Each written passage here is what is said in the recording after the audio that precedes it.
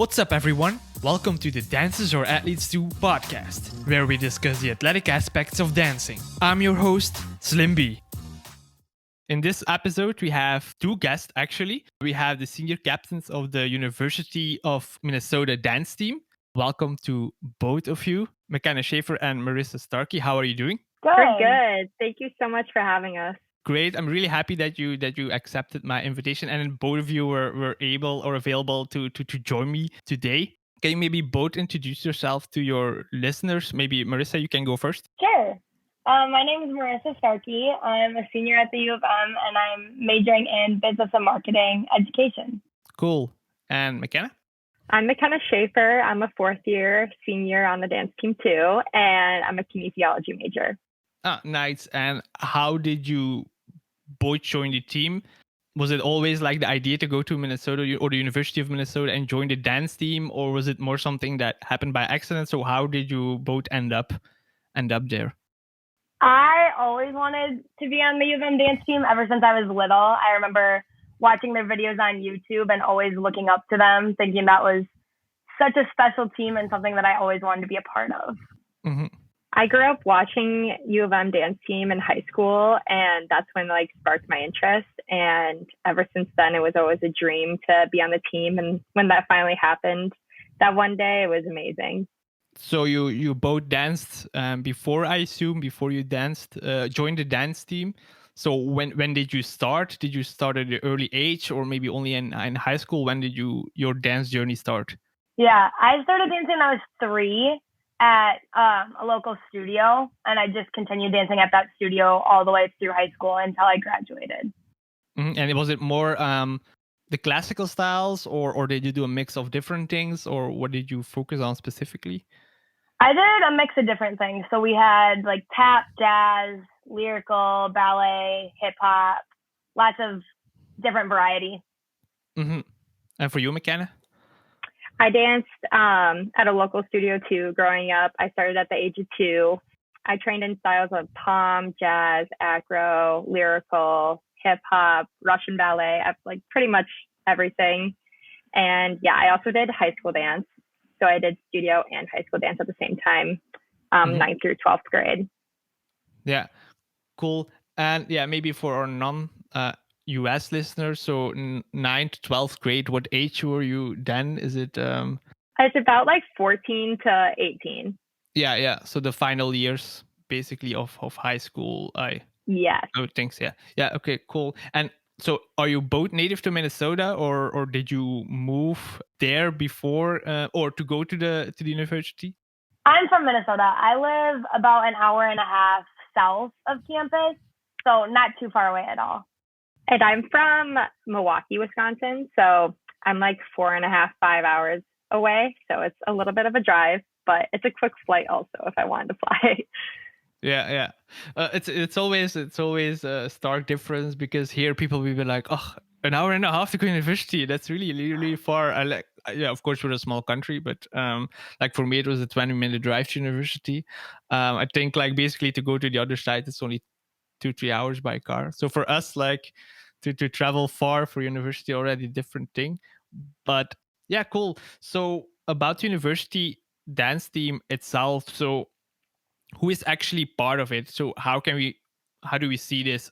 Is it a lot of people who are fresh at the university, or at a lot of seniors, or at more freshmen and less seniors based on how busy they are, or how should we see that? The grades are distributed pretty evenly, except for Kenna and I are the only 2 in our grade.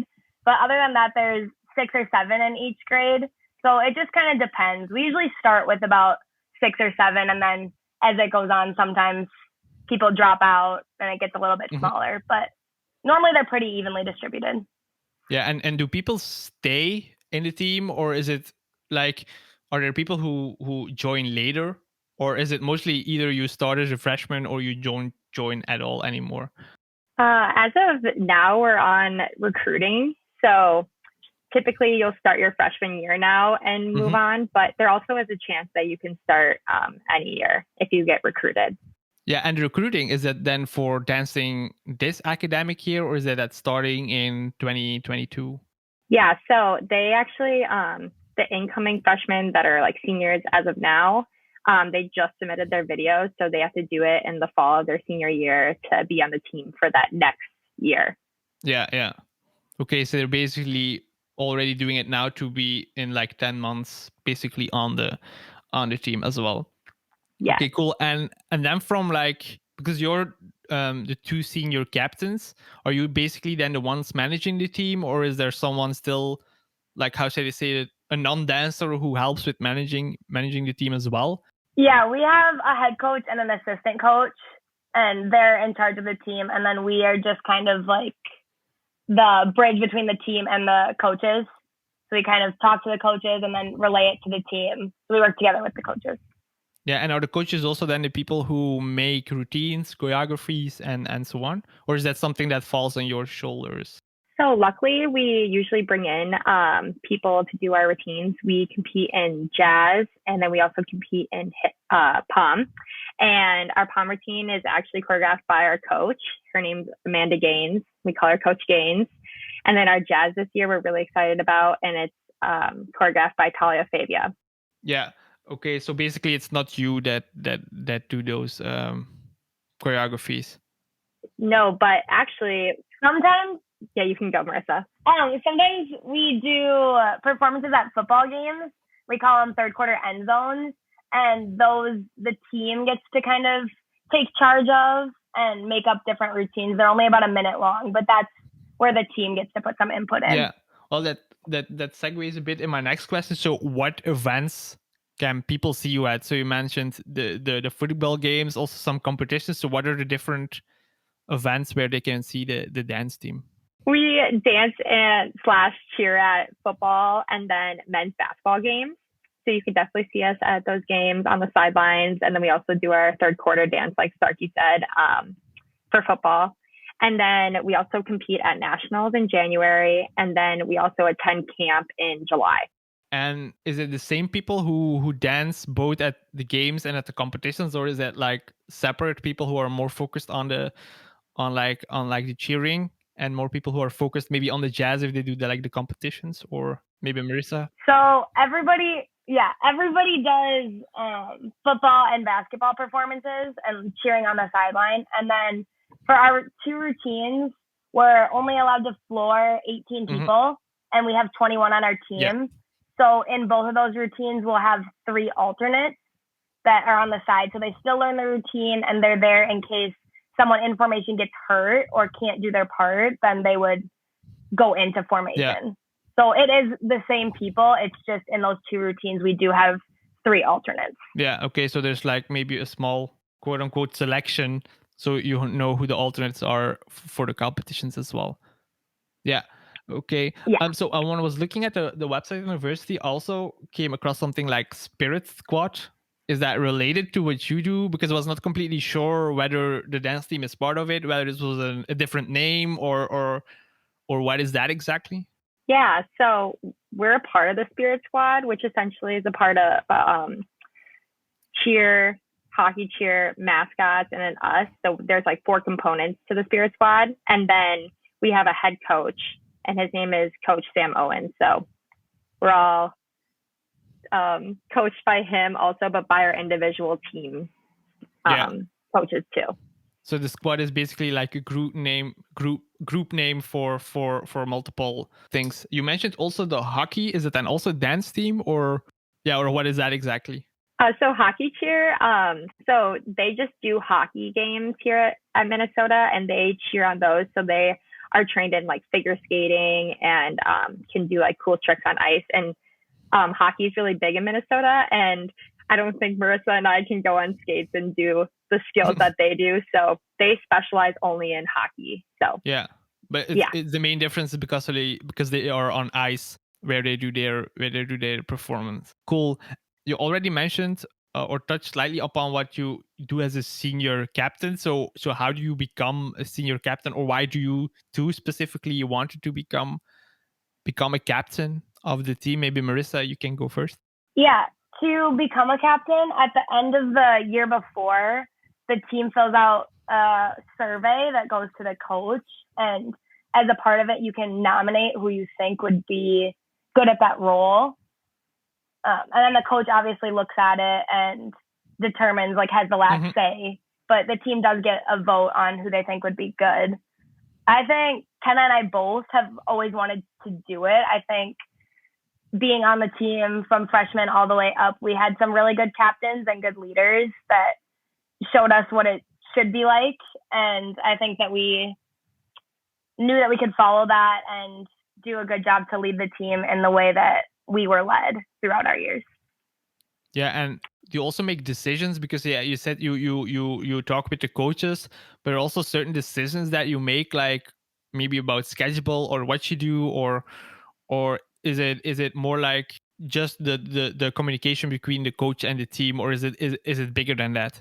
Yeah, that's a good way to put it. It's mostly like communication between the coaches and the team. We're kind of like a midpoint between that. Also, we make decisions on like apparel and like what we're wearing to practice and small things like that. And like when we're arriving and all like the small details, Marissa and I can do. But when it comes to like big picture things, definitely our head coach and assistant coach do those. Yeah. Okay. And then talking about something else. So you don't just dance, you also take classes, or you're doing your studies at the university. So how does an average day or week look for a member of the dance team? So when are the practices? How do you combine it with the classes, trainings, performances, and so on? Yeah. So on average day, we practice on Tuesdays, Thursdays, and Sundays during the fall season. If we have a football game on a Saturday, then we'll have a Friday practice before, just to go over the stuff that we're going to do at the football game. And then we also have morning lifts on Tuesday and Thursday mornings, bright and early. So that's the commitment for dance throughout the fall. And then when we get to winter, which is considered our national season, then we start to practice every single day, just going over solely nationals routines. And then school-wise, most of us have classes every single day. Kenna and I both don't have class on Friday, so that's a big homework day where we can focus and get a lot of things done. But otherwise, yeah, we just go to class each day and then practice in the afternoon, evening. Yeah. Okay. And how many hours do you have to spend in class? Because you say you can train in the afternoon. Does that mean that in most cases you don't have afternoon classes, or how is that exactly like distributed a bit? Yeah, we kind of are told to schedule our classes around practice. As soon as you make the team, that's what the coaches tell you. I'm done with class by 2:15 every day, and then we don't have to be to practice until 5:30. I know some people have class later, but it just kind of depends on how you schedule yourself. Yeah. Okay. Cool. And for Makenna, is it the same for you? Do you also have finished at 2:15, or is it for you a little bit more busy to manage all that? Yeah, so like Marissa said, we kind of have freedom on how we schedule. So a lot of us like to end at like 2:00-ish to have that break between end of class and then going to dance, and then also get some food and like a brain break before heading over there. So yeah, I end around 2:00 as well every single day. So yeah. Yeah. And you said something also that in the morning, did I understand correctly? Morning lift. So is it then lifts as in dance lifts, or as in weight lift that you're doing? It's weight training. So we have a strength and conditioning coach, and we meet with him twice a week, and he has programs for us on what to lift that will help us train and help us be strong for dance. Yeah. And is that then an individual program, or do you come as a group and you all do the same thing, or how does that work? This is definitely a full team thing. It's required. So we all come in at the same time and do it all together. We usually get there around 6:10 and we're out by 7:15 a.m. Yeah. Okay, so it's like 1 hour-ish session that you have. And so you said it's mandatory. Is it then also required that you do other trainings outside, maybe running or some cardio stuff as well? Or you don't have to do that considering all the trainings that you already have? We definitely have that requirement in the summer. Yeah. The summer is when we do a lot of individual training and individual requirements. But during the fall, it's a lot more team-based, so we don't have any extra individual outside of practice. Yeah. Everything we do is together. Yeah. And when you say during the summer, is that then something that you say, okay, you have to do stuff, but it's on your own in your free time? Or is it really guided from the university that they say, okay, this is a program, maybe you're not at the facilities and university, but it's something that you can follow when you're at home? Yeah, we have a guided program that's like a PowerPoint, and we kind of go through it weekly. And we have little workout teams that we just check in with and send pictures or videos of things we're working on, or some workouts that we did that we really liked. It's kind of like not a free for all, but we definitely want to like make sure you're getting like a running component, the HIIT style component, maybe like some yoga and stretching in there, and then also, of course, some dancing. Yeah, and do you then still have some dancing when you're off from university? Because I think when does your semester start? Is it end August, beginning September, or when does it start for you? Like the normal school semester? Yeah, we start later than a lot of schools around us, but we don't start till the beginning of September. Yeah. So basically in the summer, if you want to dance, then it's also a little bit on your own that you have to do that as well, I assume. Yes, it's kind of on our own, but it's only for like 2 weeks at a time, really, because we start actually in June. Like our season starts in June because we end up competing at camp. So we have like these chunks of coming into Minnesota because we have some out of state girls. So it's coming into Minnesota to work on our camp dance. And then also like the whole month of July, I would say, is everyday training here all together in Minnesota for our camp routine. Oh, okay. So basically, you don't really have that big of an off season to speak of. Okay, so you also already mentioned that you can like try to schedule your classes a bit to see how they fit your training. So how does it work for traveling? Because if you would have to go to competitions, nationals, I can imagine that you're away for multiple days. So how do you do that with your classes then?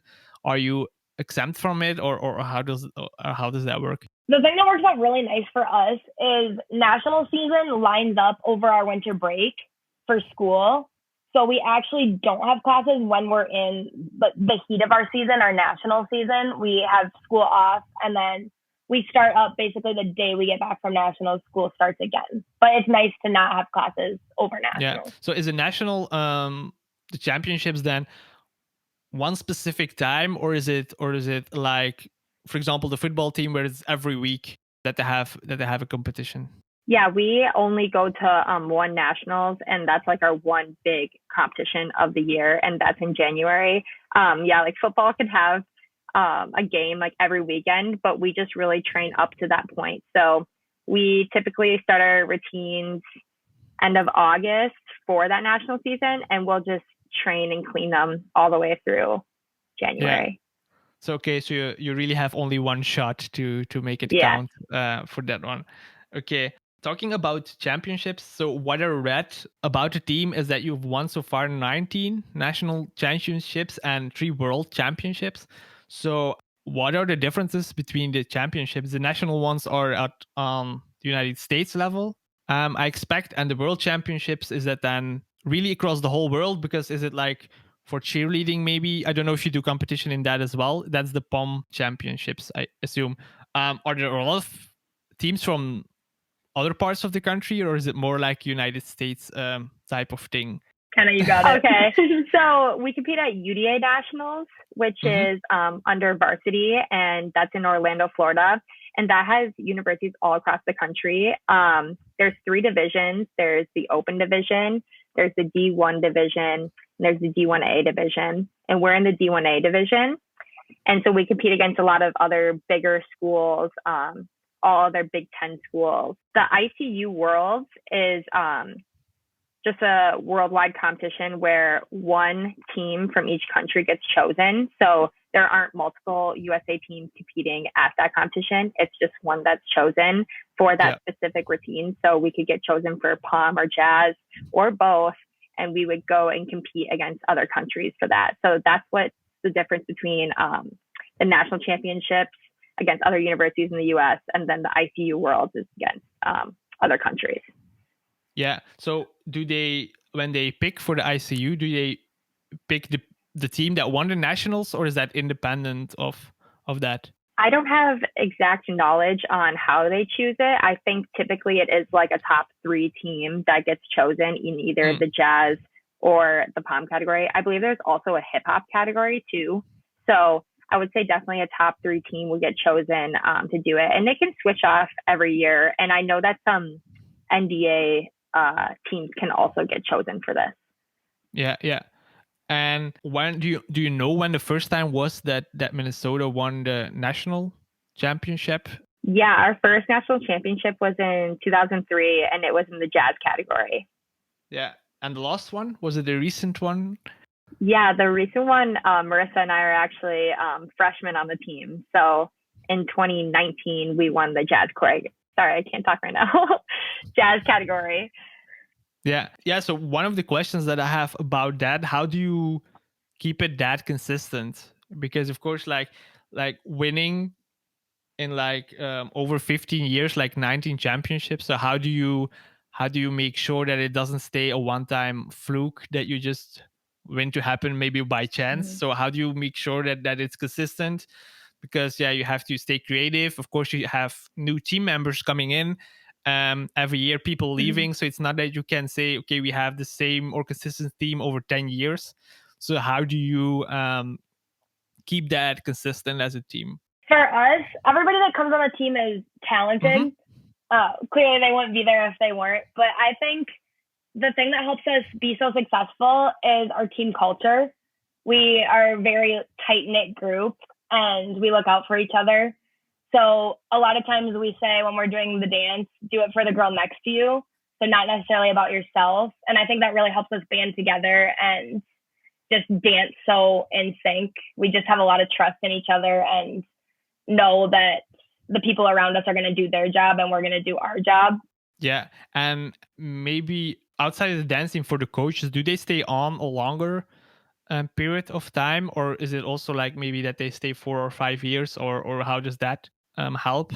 Yeah, coaches usually stay for a long time. Amanda Gaines, our coach Gaines, she coached for a long time and then took a small break, and now she's actually back. So we're actually so lucky that we have her. And for assistant coaches, that can rotate whenever. So actually this year we have a new assistant coach, Coach Tumbleson. She was our captain our freshman year. So we're really excited that she's our assistant coach this year.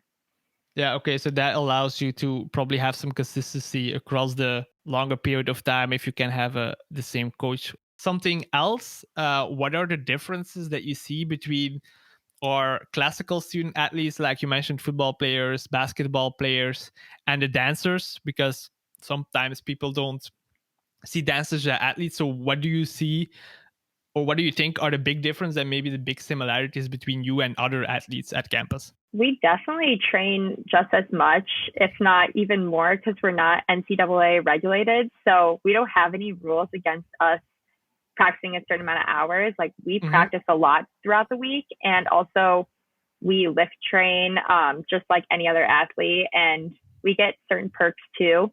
So I would say overall our sport is super athletic also. Like the things that we do on the field take a lot of endurance and strength, and also our routines take tons and tons of endurance, strength, and training. So just like any other sport, we do practice just as tough as them. We just train in general just as much as any other football or basketball athlete. Yeah.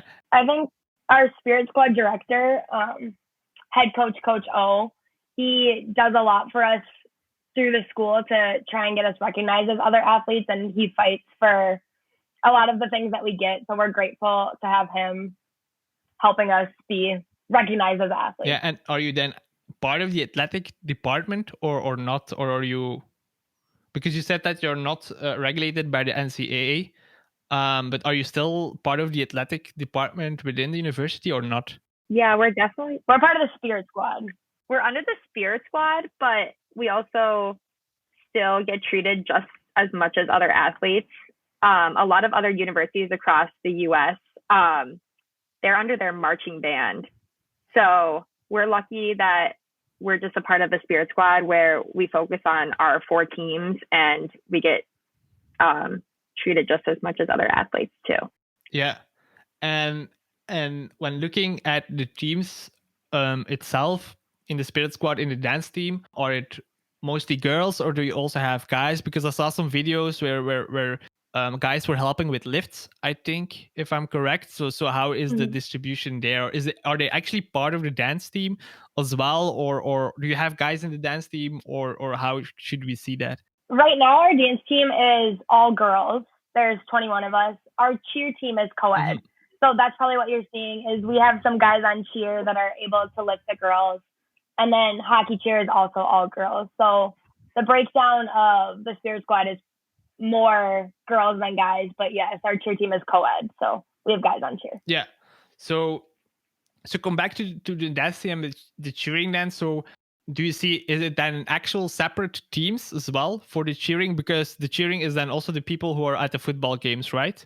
Yeah, so we're separate from cheer in a way, but we call it like cheering at games because we still do fight songs and we do game dances with palms in our hands.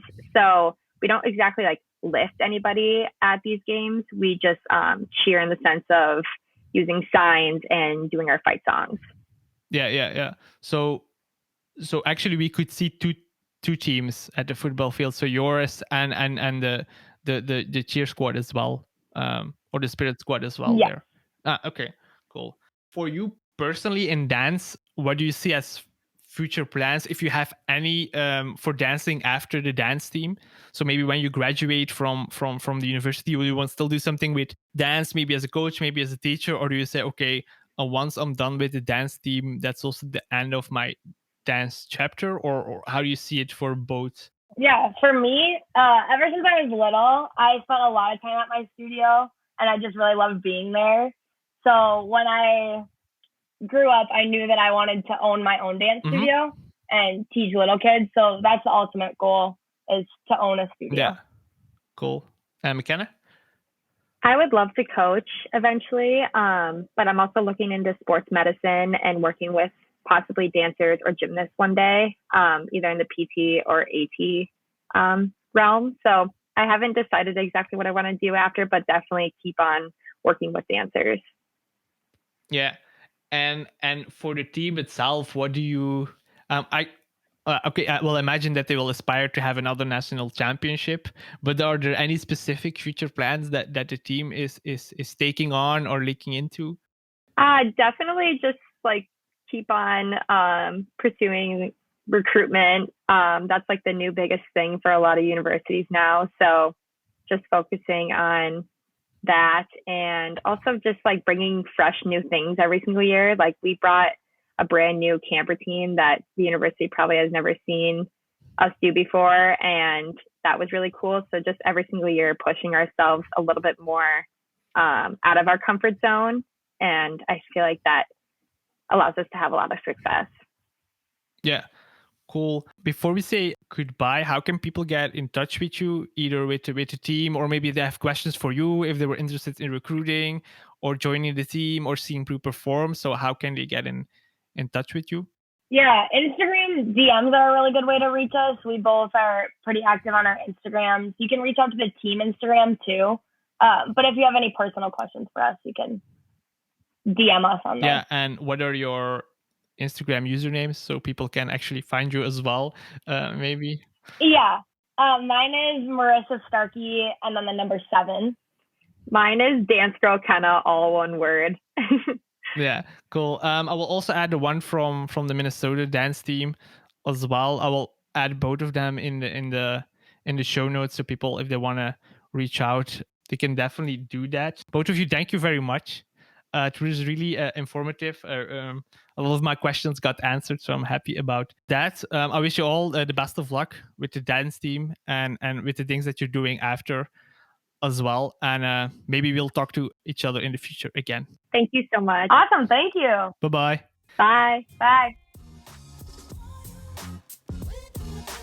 If you want to know more about podcast, you can find us on social media.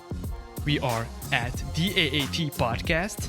DAAT stands for Dancers or Athletes Too. We are on Instagram, Facebook, and Twitter. You can also check out our website at daatpodcast.com. I'm also on social media. Surprise, surprise. You can find me at This Is Slim B.